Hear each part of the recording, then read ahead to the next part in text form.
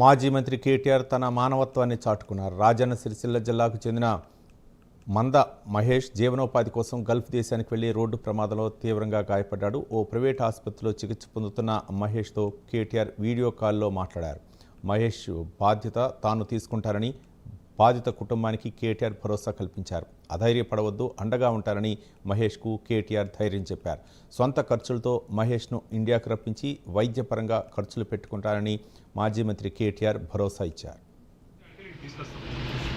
ఒక 4-5 రోజుల అవస్థ ఉంటుంది కాదు. మొన్న గంత మందిలో నువ్వు బతుకుడే నీ అదృష్టం రా నాయన.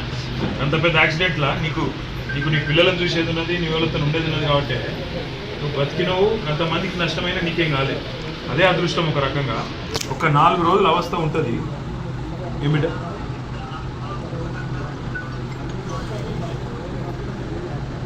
కాదు బిడ్డ, ఒక మాట. నీ పిల్లలు ఇన్నే ఉన్నారు, వాళ్ళకి ధైర్యం చెప్పు. నువ్వు ధైర్యం ఉండు, తీసుకొస్తాం, ఇంటికి తీసుకొస్తాం.